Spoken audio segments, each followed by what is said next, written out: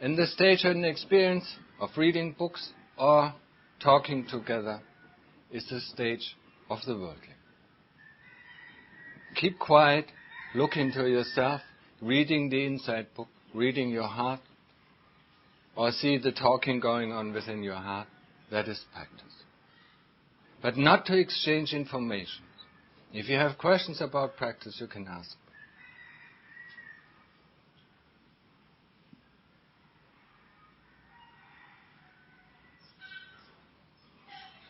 It's not only that you are talking together. That is not helpful. But, consider all the other people who are around you, who get this chit-chat. While they're trying hardly to battle the kilesas, and then they hear some talking voices, and that's the end of the battle. Be considerate to the others. You learn it, you have to do it. I know it's difficult, but one can train oneself.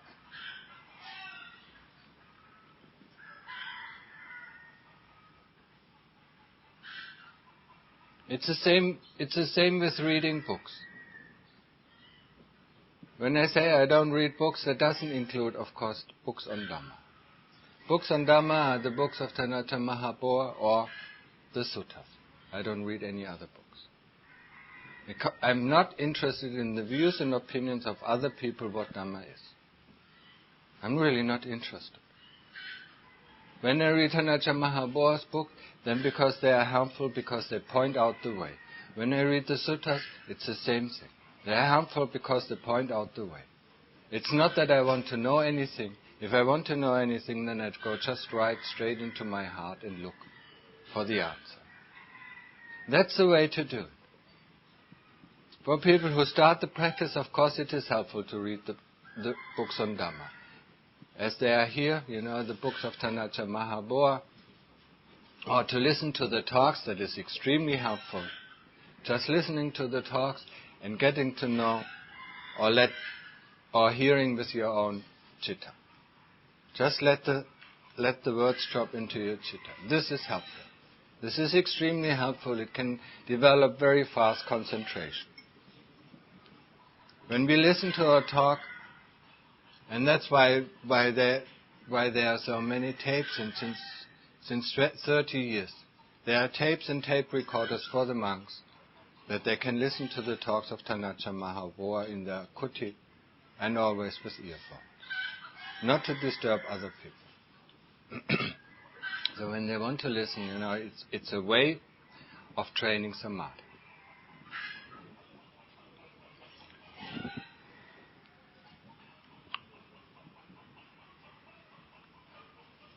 Books are helpful.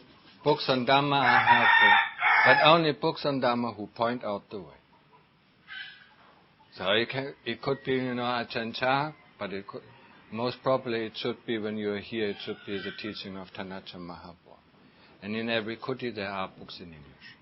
So you can take them to hand. Instead of talking to another, or instead of talking to each other, just grab a book for half an hour. And then try to follow the practice that he points out. Because it's not an interesting story he tells. He always says, how to practice. How to practice this or how to practice that. And then one reads for half an hour and then one tries to do it for oneself. Or one listens to a talk, and then one picks up one of the interesting techniques or methods and then one tries it out for oneself. That's the way how to develop one's practice. While reading books on Dhamma or while listening to a talk. This is allowed, this is encouraged. But because books, they weren't there at the time when the monastery was founded. Tanata Mahabodha didn't even want to have the books of the Lord Buddha here. He didn't want to have any kind of books here. So that's why there is no library. In every other monastery there is a library. There's only a hidden library for the books coming in, people bringing in, lay people bringing in, mostly.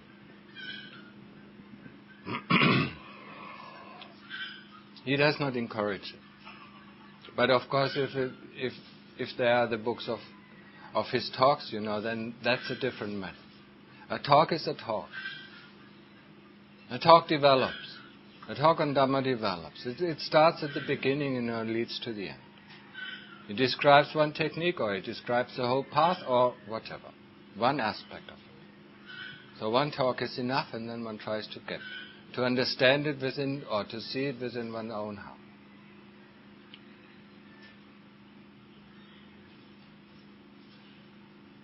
So I don't want to catch anybody, excessively talking or chit-chatting, most appropriate word. We want to learn something. We come here to learn something. But what we learn, is written in the heart. So we have to learn to read the book in the heart. That is kept in the heart. That's what we want to learn. If reading books would help, or if talking would help, we wouldn't need to come here. We just read the book, and then we get enlightened. Well, fine, great, We don't have to go through all this trouble of practice, trying to calm the mind down. If we could understand, if we could understand with our brains, why, there wouldn't be any need, for practice. But it's not possible. The teaching of the Lord Buddha is not a teaching that one can understand. It's a teaching that one has to follow. It's logical so that one can trust. It's rational so that one can trust. But actually all the topics are the signs on the path of practice. So if you look just at the signs, and compare the signs, then of course, for me the sign is different than for you. For you it looks golden, or for you it just looks like a scribble. A sign is a sign. And it's important what is written on the sign. It's not important how the sign looks. The sign to Pantat, can be verified. It can be in golden letters. It can be in copper letters. Or it can be, just a piece of paper where something is scribbled on. But the arrow shows us, where we have to go. And that is the importance about the sign. That's the importance about the suttas. It shows us where we have to go. It shows us what we have to develop. It doesn't say anything about it. It cannot be said anything about the truth, because words are words, and the truth is beyond language. So how can we ever imagine, to get the truth just by learning something? The truth is beyond the language. It's beyond conventional reality. It's beyond our concept. So if you really want to catch the truth, let's better go into our heart and see. That's where the truth is written. That's where the truth can be observed. That's where the truth can be understood. And the truth that is the one that makes us free. It's not the books. It's not our understanding that takes place in our brains that gives us the freedom. Because the understanding, as valid as it might be, can be doubted. It's not the kind of wisdom. Just get it clear. Wisdom and knowledge are two different things. If knowledge could deliver us to freedom, there would be no need for practice. But wisdom is insight. Is seeing into the true nature of our own heart. We cannot just read about this. We have to see it for ourselves. And everybody has to see it for himself. Another person cannot convey it. Because there is just no way of conveying this. There are just no words, or there is no language, or there is no concept in this conventional reality how to convey the truth. The truth just is. But if we don't care, to look what it is, we will never ever be able to understand. How much we try to infer. The more we go to different teachers, the more we get a closer concept, or a closer view of the truth. And then in the end we believe we have the truth. But it's just illusion. This is not the truth. How close we come with our inference engine. How close we come. It is never the truth. Our understanding, our knowledge can help us. But it should help us only in one respect. To put or to get some determination and to put some effort in our practice actually to see it with our own eyes.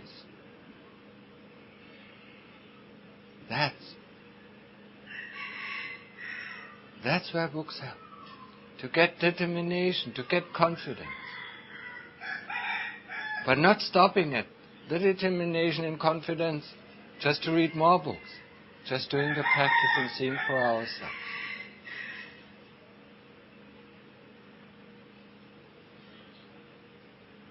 It's a whole new way. It's completely against the stream. It's against the mainstream. When we go a path of practice, then we have to swim against the stream. Or when we use Christian term, we have to go the stony path. And not the path that the mainstream is going. And now not consider only the people in the world as mainstream, but also many of the Buddhists as mainstream. They go their way. The easy path out. And the easy path out, or through the wide open door, that leads to destruction. Don't think you are beyond destruction. Don't think you are beyond going to hell. Just because now you feel good. You don't know what you have in store in your karma. It might lead you after this life directly down to hell. Or it might even lead you to the animal realm, or to the ghost realm, or to the demon realm, depending on what kind of karma you have in store. It could also lead you to the heavenly realms, or it could lead you again to the human realm. We don't know. And it's probably better that we do not know. But we should not be lightheartedly and just leave it off. Just not counting in and thinking, I'm a perfect being, how can I ever drop to hell? I'm so good. All the others around me are bad. That's why I always help the other people. That's why I always teach the other people. Because I am perfect. I believe to be perfect. And we want to believe it. And there's a true spot, of course, to this.